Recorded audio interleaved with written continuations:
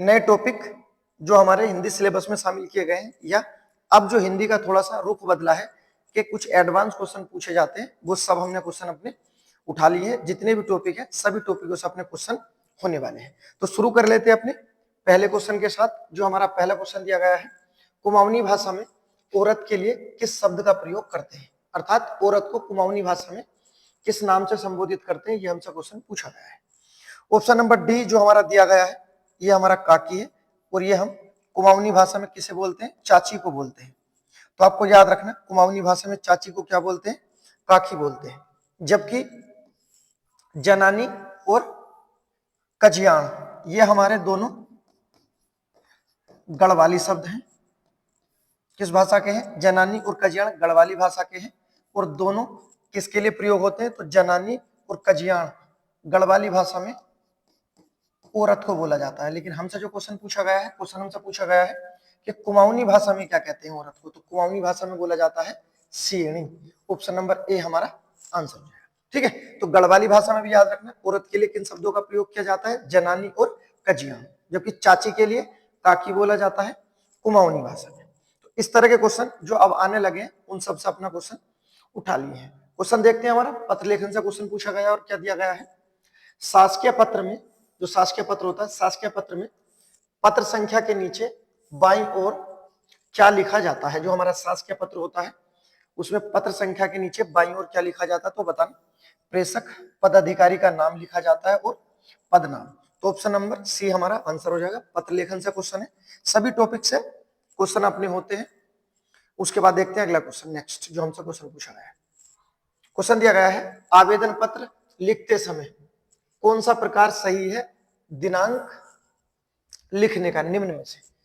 ठीक है, जो पत्र लेखन जब हम लिखते हैं तो हम जो दिनांक लिखते हैं किस तरह से सही लिखते हैं, ये हमसे क्वेश्चन पूछा गया है। बताइए कौन सा दिनांक लिखने का हमारा सही तरीका है, तो याद रखना ऑप्शन नंबर हमारा सी बिल्कुल एग्जैक्ट है। इसी तरह से लिखा जाता है 4/9/2016, ये तरीका है। ये हमारे एग्जाम में क्वेश्चन पूछा गया है। बेसिक क्वेश्चन है, लेकिन हाँ इस तरह से क्वेश्चन बन जाते हैं, और एग्जाम में क्या होता है थोड़ा सा अलग सोचने लग जाते हैं, तो हमारा क्वेश्चन गलत होने के चांस थोड़े बन जाते हैं। अगला क्वेश्चन देखते हैं नेक्स्ट जो हमारा दिया गया है, और क्या पूछा गया है। वर्णमाला से है, मूर्धन्य बताना है, अल्प प्राण बताना है, अघोष व्यंजन बताने हैं। तीनों को बताना है। एक 3 चीज पूछ ली एक ही क्वेश्चन में, जो हमारा मूर्धन्य भी हो, अल्प प्राण भी हो और अघोष भी हो। तो क्वेश्चन जो पूछा गया हमारा व्यंजन से पूछा गया, और व्यंजन में भी क्या हमारा स्पर्श व्यंजन से क्वेश्चन पूछा गया है। आपको याद रखना स्पर्श व्यंजन की संख्या कितनी है, तो स्पर्श व्यंजन की जो संख्या होती है 25 होती है। जबकि स्पर्श व्यंजन के अगर प्रकार आपसे पूछे जाए, प्रकार कितने होते हैं, तो बताना स्पर्श व्यंजन के 5 प्रकार होते हैं। ठीक है, कौन कौन से होते हैं। पहला हमारा कंठ, नेक्स्ट तालु, कंठ तालु मूर्धा, उसके बाद नेक्स्ट दंत, और लास्ट हो जाता हमारा ओष्ठ। तो ये होते हैं हमारे पांचों, याद रखना। और क्वेश्चन जो हमारा पूछा गया है मूर्धन्य से क्वेश्चन हमारा पूछा गया है। अब देख लेते हैं जो हमारा मूर्धन्य में आता है। क्या क्या आता है हमारा मूर्धन्य में। पहला आता है हमारा टे, उसके बाद ठे, नेक्स्ट टे ठे डे डे, और लास्ट में आ जाता है हमारा अणे। ये हमारे मूर्धा में आते हैं। इसके बाद जो आपको याद रखना, शुरू के जो दोनों होते हैं हमारे ये अघोष होते हैं, और बाद के तीनों क्या होते हैं हमारे सघोष होते हैं। ठीक है, और यहीं से हमारा क्वेश्चन सोल्व हो जाएगा। देखो पहले तो मूर्धा पूछा है, जैसे हमारा पै आता है तो पै हमारा मूर्धा में नहीं आता, ये कहाँ आता हमारा दंत होता है, तो ये बिल्कुल अलग हो जाएगा। ऑप्शन नंबर ए नहीं होगा। जो च वर्ग है ये हमारा तालु में आता है, तो ये नहीं होगा। अब बचे क्या, या तो बी होगा या सी होगा। अब जो हमारा दिया गया है डे, ये हमारा जो हो जाता है ये महाप्राण नहीं आता, ये हमारा सघोष हो जाता है। ठीक है, लेकिन क्वेश्चन क्या पूछा हमसे, अघोष, तो ऑप्शन नंबर सी हमारा आंसर हो जाएगा। क्लियर है, याद रखना ऑप्शन नंबर सी। इस तरह से भी क्वेश्चन पूछे जाते हैं कि स्पर्श व्यंजन से क्वेश्चन पूछा है और 3 चीजें एक ही क्वेश्चन में पूछ ली गई हैं, तो ऑप्शन नंबर जो सी है हमारा आंसर हो जाएगा। उसके बाद देखते हैं नेक्स्ट अगला क्वेश्चन,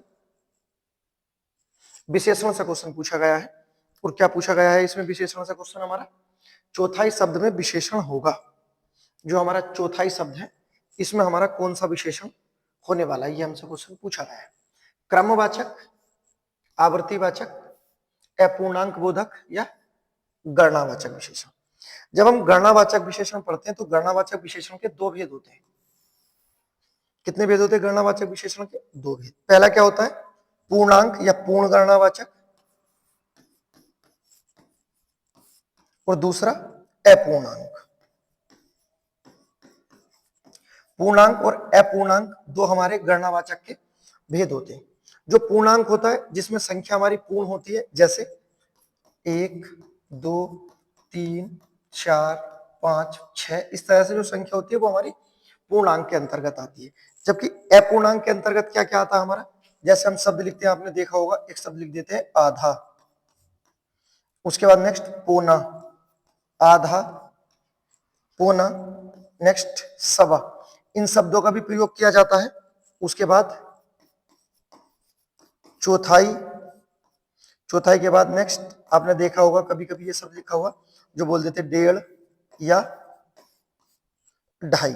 ठीक, तो इस तरह के शब्द होते तो हमारे ये अपूर्णांक के अंतर्गत आते हैं। और जो हमारा क्वेश्चन पूछा गया है, ये क्वेश्चन पूछा गया हमसे चौथाई से। चौथाई शब्द में क्या होगा? तो हमारा अपूर्णांक हो जाएगा। ऑप्शन नंबर सी हमारा आंसर हो जाएगा।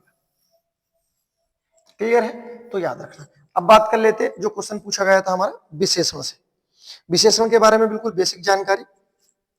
संज्ञा सर्वनाम की विशेषता बताने वाले शब्द क्या कहलाते? विशेषण कहलाते। और पूछा जाए विशेषण के कितने भेद होते हैं, तो हमारे 4 भेद होते हैं। ठीक, चारों भेद याद रखना। जैसे हमारा एक गुणवाचक विशेषण, दूसरा परिमाणवाचक विशेषण, तीसरा संख्यावाचक विशेषण, और लास्ट हमारा सार्वनामिक विशेषण। तो विशेषण के कितने भेद होते हैं? 4 भेद होते हैं। जो क्वेश्चन पूछा गया था हमारा चौथाई से, तो इसमें क्या ऑप्शन नंबर सी हमारा आंसर हो जाएगा। क्लियर है? उसके बाद देखते हैं नेक्स्ट।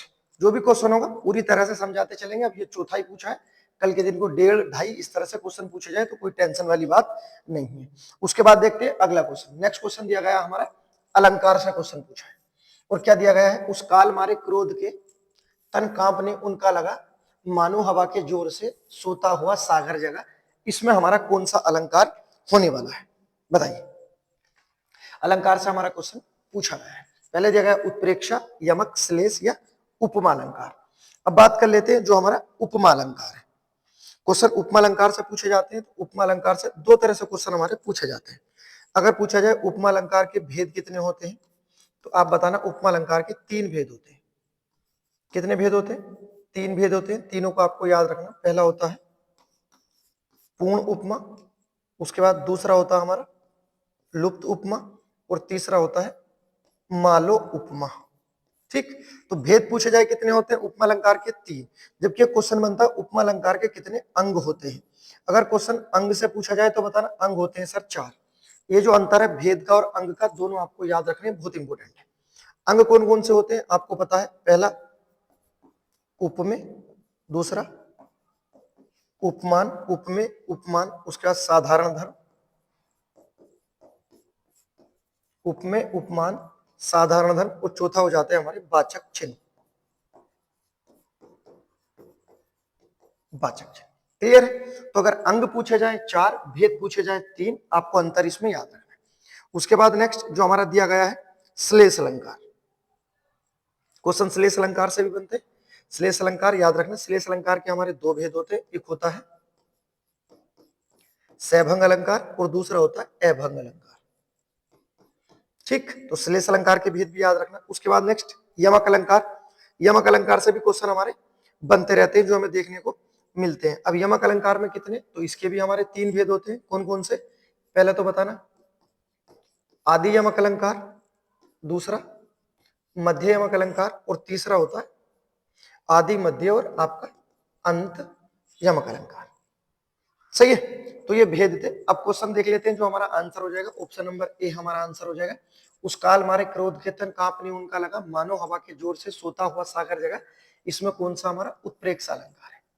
पहचान के लिए उत्प्रेक्षा अलंकार में तो शब्द आते हैं, जैसे इसमें आया है मानो, और शब्द होता मानो, मनहूं, उसके बाद जानो, जनहूं।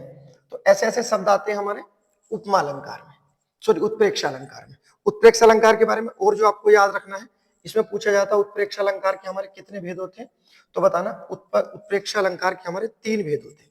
पहला वस्तु उत्प्रेक्ष अलंकार, दूसरा हेतु उत्प्रेक्ष अलंकार और तीसरा फल उत्प्रेक्ष अलंकार।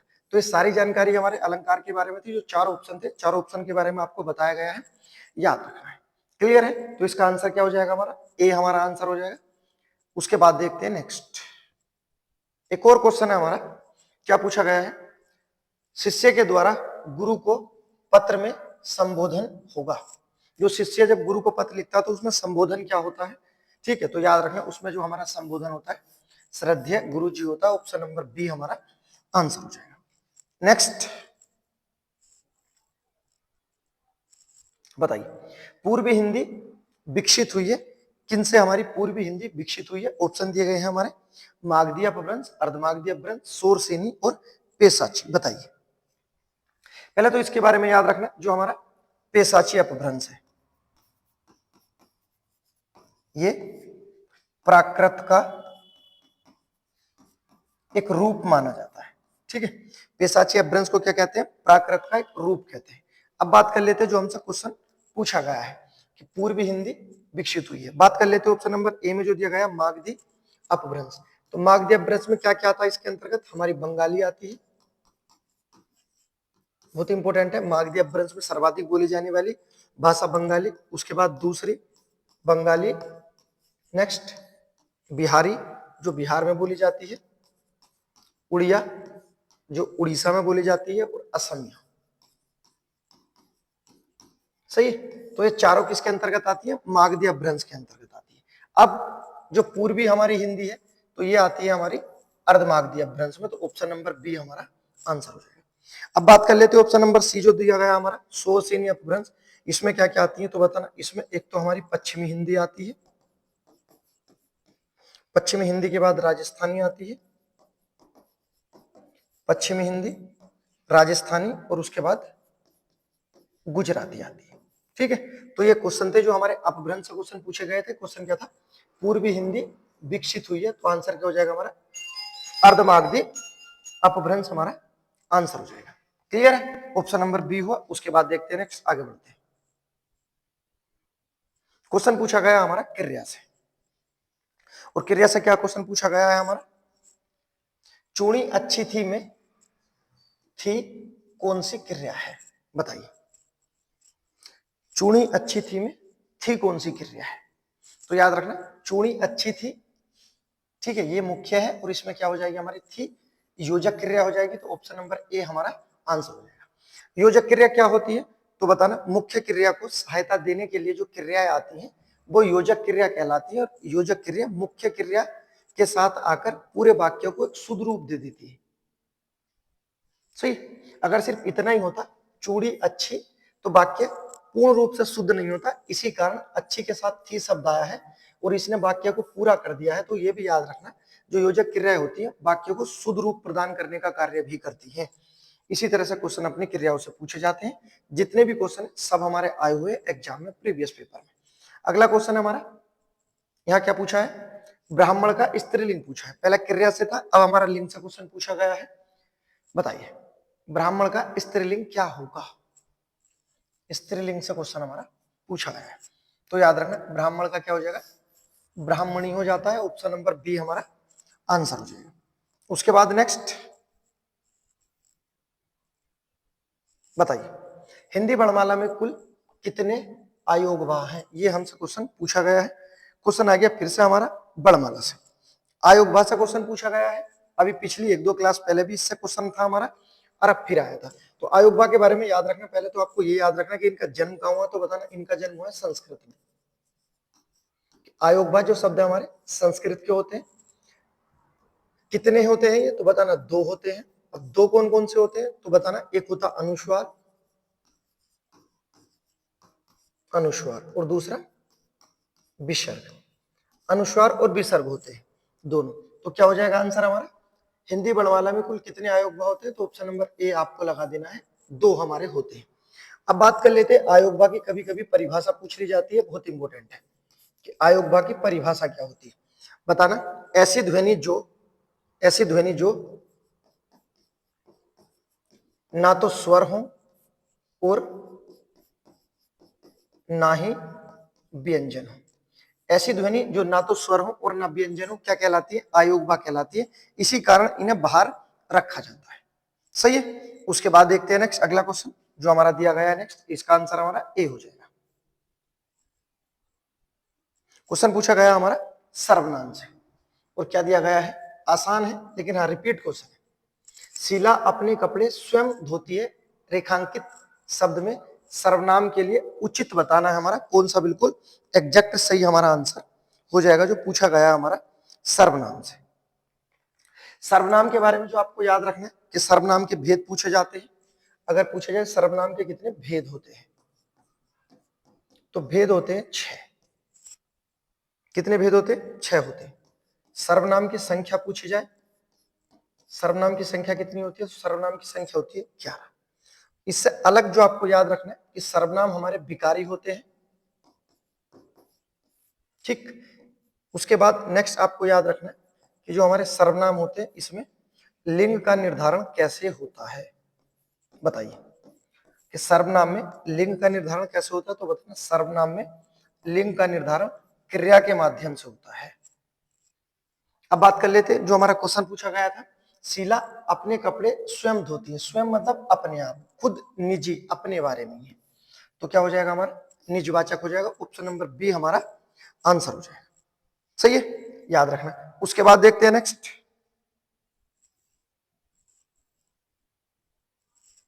क्वेश्चन पूछा गया हमारा, प्रेक्षा शब्द किसका पर्यायवाची शब्द है? यह क्वेश्चन हमसे पूछा गया है। बताइए, प्रेक्षा शब्द का पर्यायवाची शब्द हमसे पूछा है, इंपोर्टेंट है। एक तो प्रेक्षा शब्द का जो अन्य शब्द वो होता पर्यायवाची शब्द आपको याद रखना, बोलते हैं इक्षण। उसके बाद इक्षण प्रेक्षण दोनों एक साथ ही जोड़ देना, मिलते जुलते शब्द है।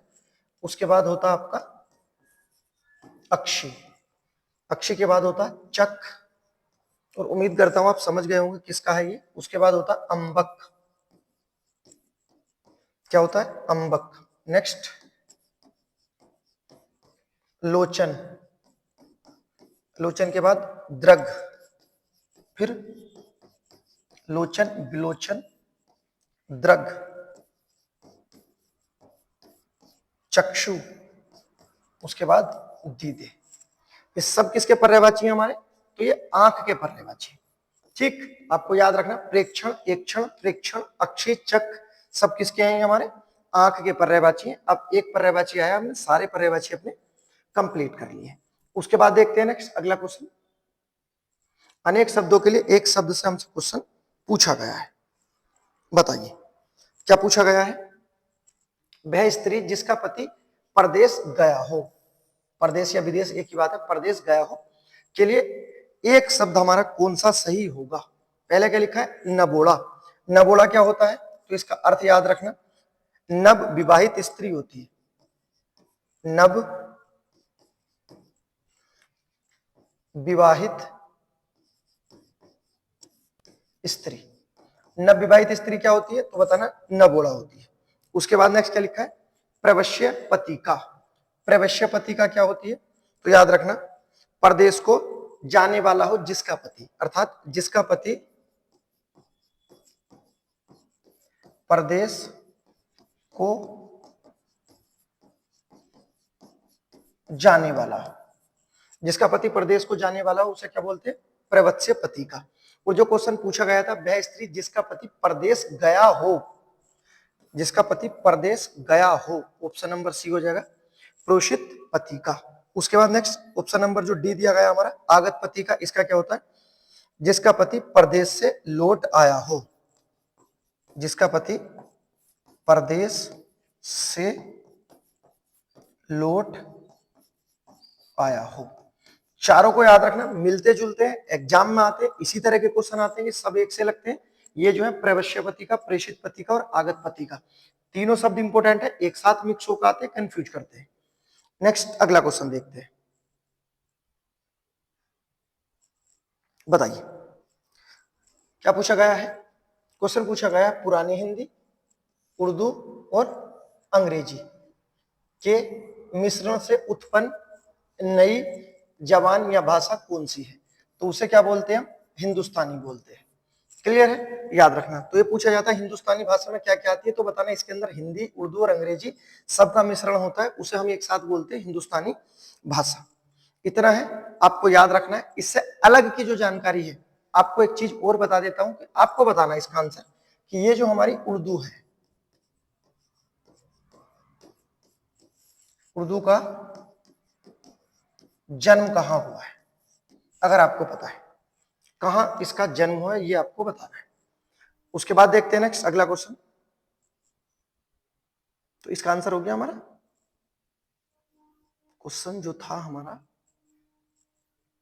हाँ इसका आंसर क्या हुआ हमारा, हिंदुस्तानी भाषा। अगला देखते हैं नेक्स्ट क्वेश्चन पूछा गया हमारा विलोम शब्द से, और क्या दिया गया है, निम्नलिखित में विलोम शब्द का सही युग्म चेक करना है। जो हमारा ऑप्शन सही दिया गया है, बताइए कौन सा सही हो जाएगा। इप्सित, अभिप्सित गलत है। जो हमारा इप्सित होता है इसका क्या होता है, अनिप्सित होता है। क्या होता है, अनिप्सित होता है। इप्सित, अनिप्सित। अमित का सैमित नहीं होता, तो क्या होता है, परिमित होता है। अमित, परिमित। उसके बाद जो दिया गया हया, बेहया, ये हमारा सही हो जाएगा और ये हमसे क्वेश्चन पूछा गया था। उसके बाद गहरे का ऊंचा नहीं होता, गहरे का क्या होता है, छिछला होता है। देखो चारों विलोम शब्द याद रखने, इसी तरह से हमने अपने जो अनेक शब्दों के लिए शब्द किए थे वो भी इसी तरह से कंप्लीट किए थे। चारों याद रखना, सब अपना इंपॉर्टेंट होते हैं। अगला क्वेश्चन देखते हैं। अगला क्वेश्चन क्या पूछा गया है, क्वेश्चन पूछा गया है बादल घिर आए और बारिश होने लगी, रचना की दृष्टि से वाक्य बताना है। अभी पीछे जो प्रैक्टिस सेट करे थे उसमें भी एक दो पहले आया था, ये आपको बताना है। बताइए रचना की दृष्टि से कौन सा वाक्य हमारा होने वाला है। पहले तो ये याद रखना, रचना की दृष्टि से जो वाक्य होते हैं हमारे कितने होते हैं, 3 होते हैं। पहला सरल वाक्य, दूसरा संयुक्त वाक्य और तीसरा हमारा मिश्र वाक्य। 3 होते हैं। इससे अलग जो आपको याद रखना है इनकी पहचान के लिए, कि जो हमारा संयुक्त वाक्य होता है जिसमें 2 स्वतंत्र वाक्य होते हैं, इसमें शब्द आते हैं जैसे और, जो पूछा भी गया हमसे क्वेश्चन में, यही तो पूछा गया है और। अन्य शब्दों में क्या आएंगे, इसलिए, और, इसलिए, नेक्स्ट तथा, किंतु, किंतु के बाद परंतु, या, एवं। ये इस तरह के शब्द हमारे संयुक्त वाक्य में आते हैं। जबकि मिश्र वाक्य की जो परिभाषा है, इसमें एक वाक्य दूसरे वाक्य पर निर्भर होता है, और इसमें पहचान के लिए इसमें क्या क्या शब्द आते हैं। एक शब्द आता है आपका कि, वह, उसे, ये आते हैं। उसके बाद आता है तक, उसके बाद सभी जय वाले शब्द। जय वाले कैसे, जैसे जब, तब, जितना, उतना, इस तरह वाले शब्द। ठीक है, तो ये याद रखना, और से हमारी पहचान हो जाएगी। क्या हो जाएगा हमारा, ये संयुक्त वाक्य हो जाएगा। ऑप्शन नंबर डी हमारा आंसर बन जाएगा। सही है, इनकी परिभाषा याद रखना। क्वेश्चन पूछे जाते हैं रचना की दृष्टि से वाक्य भेद 3 होते हैं, सरल, संयुक्त और मिश्र। आगे बढ़ते हैं, अगला क्वेश्चन करते हैं। अगला क्वेश्चन पूछा गया हमारा काल से, और काल में क्या दिया गया है, सुरेश गीत गा रहा था। सुरेश गीत गा रहा था, वाक्य बताना है कौन सा हमारा होने वाला है ये। तो सुरेश गीत गा रहा था, ये हमारा कौन सा हो जाएगा, अभी भी हो सकता है गा रहा हो। अपूर्ण भूतकाल हमारा आंसर हो जाएगा। ऑप्शन नंबर ए हमारा आंसर हो जाएगा। काल से क्वेश्चन था। उसके बाद देखते हैं नेक्स्ट क्वेश्चन क्या पूछा गया है, निम्नलिखित शब्दों में शुद्ध शब्द का चयन करना है। बताइए, वर्तनी से क्वेश्चन पूछा गया है, कौन सा शुद्ध हमारा रूप दिया गया है। तो देखिए जो दिया गया है आशीर्वाद लिखा है, जबकि शुद्ध रूप क्या होता है, आशीर्वाद होता है। क्या होता है, आशीर्वाद होता है शुद्ध रूप। इस तरह से ये हमारा शुद्ध रूप है, तो ऑप्शन नंबर ए हमारा गलत हो जाएगा। उसके बाद आजीविका सही लिखा है और हमें शुद्ध ही छांटना था, तो ऑप्शन नंबर बी हमारा आंसर हो जाएगा। जबकि अध्ययन भी यहाँ पे गलत लिखा है। अध्ययन क्या होता है? अध्ययन शुद्ध रूप इस तरह से लिखा जाता है। क्लियर है? तो ये याद रखना, शुद्ध रूप पूछा था, आजीविका हमारा शुद्ध रूप हो जाएगा। आशीर्वाद और अध्ययन हमारे दोनों गलत लिखे हुए थे। शुद्ध वर्तनी से क्वेश्चन आते हैं, याद रखना। नेक्स्ट अगला क्वेश्चन हमसे पूछा गया है, और क्या पूछा गया है? नरेंद्र के लिए सही संधि विच्छेद बताना है। बताइए, पहले तो संधि बतानी है। नरेंद्र में हमारी कौन सी संधि हो जाएगी? तो संधि तो आसान है, इसमें कौन सी हो जाएगी? हमारी गुण संधि हो जाएगी, ठीक। जबकि इसका विच्छेद सही से क्या होगा? नर धन इंद्र, ऑप्शन नंबर बी, ये भी हमारा आंसर हो जाएगा। नरेंद्र कौन सी संधि होगी? हमारी गुण संधि हो जाएगी। नेक्स्ट शब्द बताना है हमें, ऐसा शब्द जो हमारा निम्नलिखित शब्दों में विदेशी शब्द का चयन करना। बताइए कौन सा शब्द है जो हमारा विदेशी है? निद्रा, अलमारी, अचरज या चबूतरा? कौन सा शब्द? अलमारी हमारा विदेशी भाषा का है। अब किस विदेशी भाषा का शब्द है अलमारी हमारा? या उस विदेशी भाषा का शब्द है जिसका हमारा कर्नल होता है। कर्नल के बाद प्रेस, कर्नल, प्रेस, आलू, पपीता, संतरा, कमरा, ये सब किस भाषा के शब्द हैं? तो ये सारे हमारे पुर्तगाली भाषा के शब्द हैं। तो जो दिया गया है अलमारी हमारी कौन सी भाषा का शब्द है? पुर्तगाली भाषा का है, और ये हमारा एक विदेशी शब्द है। उसके बाद नेक्स्ट अगला क्वेश्चन करते हैं। नेक्स्ट क्वेश्चन हमारा दिया गया है, क्या दिया गया है? पीपर पात सरिसमंडोला में उपमा क्या होगा? अर्थात अलंकार से क्वेश्चन पूछा गया है, और अलंकार से क्वेश्चन बनते ही रहते हैं, और लगभग सभी एग्जामों में अलंकार से क्वेश्चन आ जाते हैं। अलंकार के बारे में याद रखना, अलंकार का शाब्दिक अर्थ होता है सजावट करना। अलंकार के कुछ पर्यायवाची पूछे जाते हैं, जैसे